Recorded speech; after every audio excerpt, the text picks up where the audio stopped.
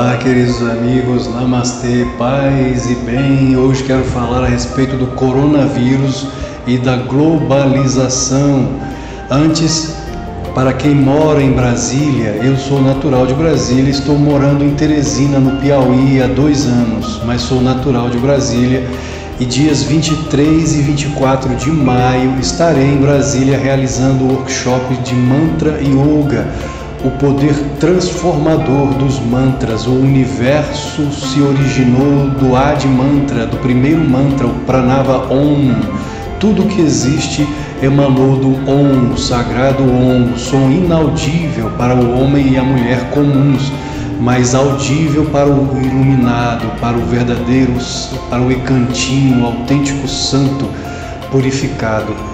Esse som é audível para quem alcançou a realização divina. Ele reverbera em toda manifestação cósmica.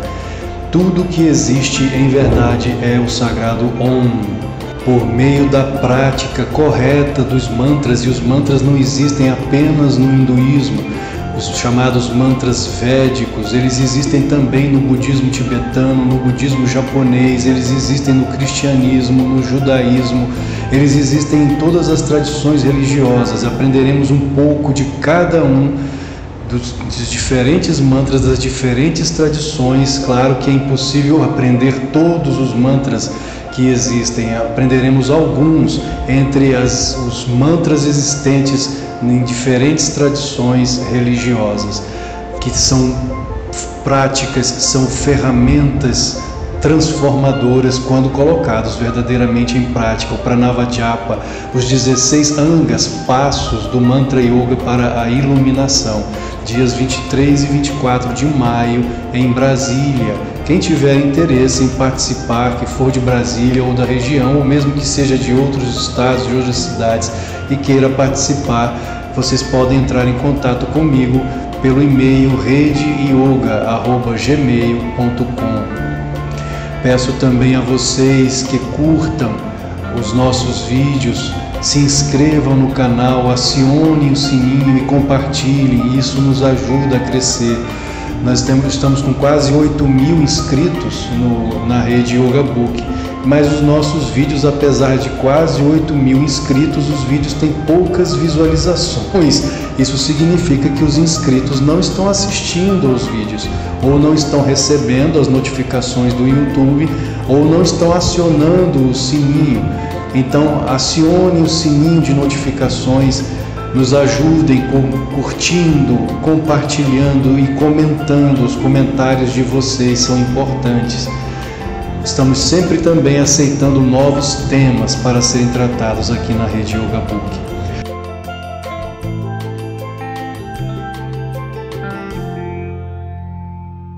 A questão hoje, então, que tratarei é do coronavírus e da globalização.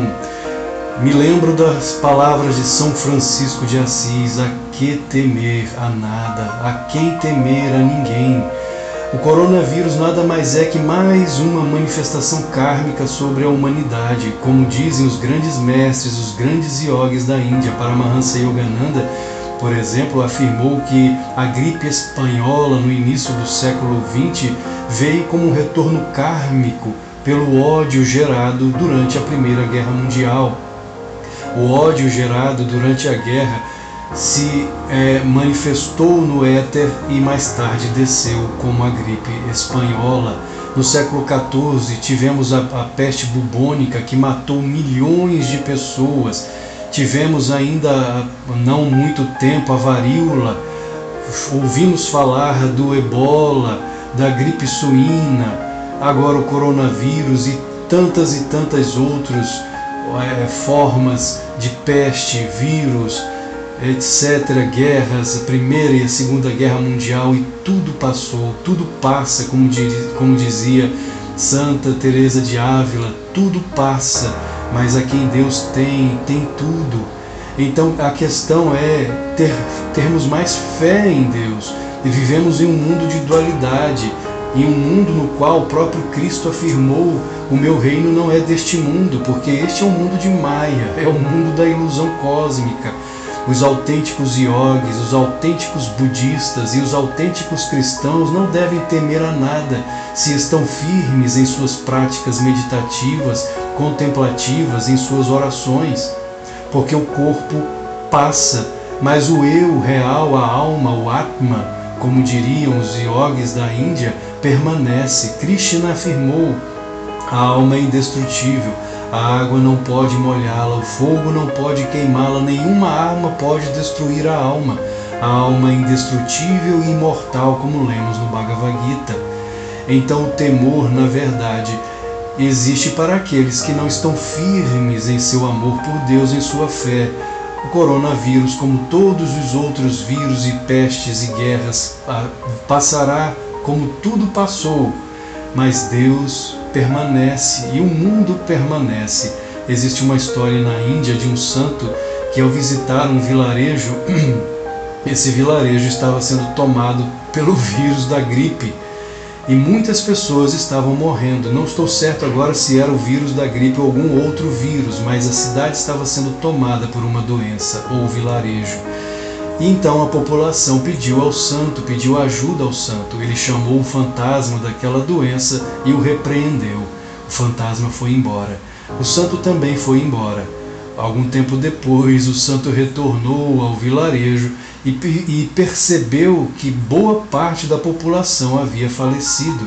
Ele então chamou novamente o fantasma daquela doença e perguntou: eu não o repreendi, não o mandei embora desta cidade? E o fantasma: sim, eu obedeci à sua ordem. Eu matei apenas 3, todos os outros morreram pelo susto. Então, em cada um desses casos, dessas manifestações, mundo afora ou no mundo inteiro, na verdade são as manifestações kármicas promovidas ou produzidas por nós mesmos, pois somos co-criadores com Deus. Nossos pensamentos errados, nossas atitudes erradas geram karma que é levado ao éter e no devido tempo esse karma desce sobre a humanidade. Como ensinou Paramahansa Yogananda, maremotos, terremotos que ocorrem aqui e ali são manifestações kármicas produzidas pelos pensamentos errôneos da própria humanidade e não como um castigo divino. Deus não precisa nos castigar, nós nos castigamos o tempo inteiro por meio de nossa cocriação. O nosso inconsciente está o tempo inteiro produzindo a nossa realidade. E se os nossos pensamentos não são selecionados, se os nossos sentimentos não são selecionados, se temos aquele tipo de filosofia, sou assim mesmo e ponto final, sou assim e ninguém me muda, bom, esse tipo de filosofia só poderá levar esse tipo de pessoa não para as coisas positivas, porque ela está criando dentro de si mesma o seu próprio karma negativo. Karma significa ação. Então nós devemos aprender sim a selecionar os nossos pensamentos, os nossos sentimentos e as nossas atitudes. Não permitir que pensamentos negativos se infiltrem em nossas mentes, pois é Maya, a ilusão cósmica, ou Mara, como é dito no budismo, ou Satã, como é dito no cristianismo. Devemos aprender a repelir pensamentos negativos e alimentar pensamentos e sentimentos positivos. Em relação à globalização, existem 2 tipos de globalização. A globalização econômica, que é benéfica a toda a humanidade quando há o livre comércio. O livre comércio é a liberdade de comércio, como na verdade já existiu até mesmo na época de Jesus, na Palestina. Para quem pensa que o povo palestino há 2000 anos, no tempo de Jesus, era um povo enclausurado, fechado em si mesmo, na verdade não sabe que era um povo muito cosmopolita. A famosa Rota da Seda, que ligava a Palestina à Índia e até a China, promovia um comércio intenso. Hoje nós temos anuladores do tempo, nós temos o avião. Com o avião nós podemos nos deslocar daqui do Brasil até o Japão em horas. Naquela época as viagens eram promovidas a camelo. Era 1, 2, 3 anos de viagem e era normal. E isso não impedia que houvesse, naquele tempo, um comércio, um intercâmbio, tanto comercial quanto cultural, teológico, religioso, profundo entre esses povos. Então, essa globalização, na verdade, o termo do tempo atual, já existia no passado e era benéfico. A outra forma de globalização é a globalização transcultural, a globalização política. Quando participava de um projeto da Universidade Católica de Brasília, o projeto Trama, nós falávamos muito da questão da transculturalidade, que é fundamental, mas não essa que tem sido promovida nos tempos atuais por certos grupos políticos, cuja intenção é a criação de um governo único mundial. Não sou a favor disso e creio que todos aqueles que estudam esta questão são a favor, sim, do diálogo interreligioso, que é fundamental, do diálogo entre as diferentes culturas, mas não de um governo central único ou de uma religião única, porque a beleza não está em você unificar todas as tradições e todas as culturas. A beleza está justamente na diversidade, na diversidade e na unidade, como um cordão que une as pérolas, um fio que une as pérolas para um cordão de pérolas. A diferença, a diversidade é que é bela. Então as próprias raças, a cor de nossas peles, a pessoa de cor branca, de cor negra, de cor morena, cada uma com a sua beleza específica. É essa diversidade que traz a beleza do mundo. Ir à Índia, por exemplo, sendo um ocidental, um brasileiro, que coisa maravilhosa é visitar a Índia, não com o pensamento de que lá encontrarei a pobreza. Claro que a pobreza existe na Índia, mas em busca da espiritualidade da Índia, que reforça o meu amor por Cristo, inclusive, ao ver os ensinamentos e conhecer os ensinamentos do Senhor Krishna no Bhagavad Gita, ensinamentos eternos que servem não só para a época dele, que serviram para a época dele, mas que servem para os dias atuais, como o próprio Cristo, Jesus afirmou: passarão céus e terras, mas as minhas palavras não passarão. As de Krishna também não passaram, são atualíssimas, servem para o povo contemporâneo, como Paramahansa Yogananda explicou. Então, conhecer o hinduísmo em sua profundidade, o yoga, o Vedanta, as diferentes formas de yoga, reforça o meu amor por Cristo Jesus. Conhecer o budismo, os ensinamentos do Senhor Buda, reforça o meu amor por Cristo, porque percebo Cristo agora de uma forma diferente, muito maior e muito mais próxima. Cristo em mim, dentro de mim. E isto reforça, esse transculturalismo reforça o amor por Deus. É fundamental. Conhecer outras culturas é fundamental. Respeitar outras culturas é fundamental. Imagine, a Terra é uma casa, é o nosso lar. Imagine uma família em que os pais não conhecem os filhos e os filhos não conhecem, os irmãos não se conhecem entre si. Que coisa triste! Cada um no seu quarto, formando a sua própria cultura, sem conhecer a cultura e o pensamento dos outros irmãos. Que tristeza e que pobreza! Agora, claro, essa mesma família, conhecendo as diferenças de pensamento de um irmão para outro, dos pais para os filhos, mas promovendo o amor, a interação uns entre os outros, pais e filhos, filhos e pais, irmãos com irmãos, aí sim há a riqueza e o respeito. Se um filho, se um irmão pensa um pouco diferente, tem uma religião diferente do outro irmão, respeitar essas diferenças e amar, independente do viés teológico, da fé do outro, respeitar e amar. Isso é que é verdadeiramente belo, isso é que verdadeiramente une a família. E nós somos uma família universal, não apenas a Terra. Imagine, a Terra é um elétron de um sistema solar, de um átomo chamado sistema solar.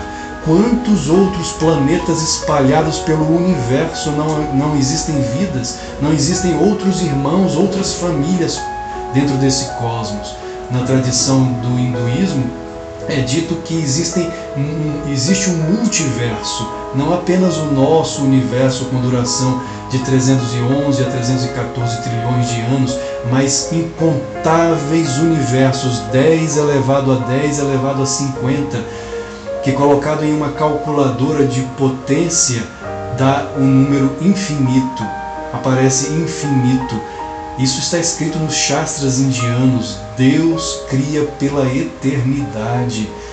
A criatividade divina do Espírito é infinita. Ele está o tempo inteiro criando, não mundos, mas universos, bolhas que emanam de seu próprio corpo cósmico, como partículas de seu próprio ser divino.